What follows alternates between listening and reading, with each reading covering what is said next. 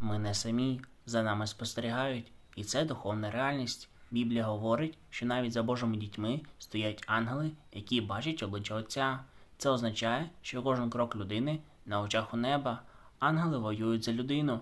Стільки проблем на землі, а людина залишається живою. Не тому, що сильна чи везуча, а тому, що Бог захистив. Весь духовний світ спостерігає.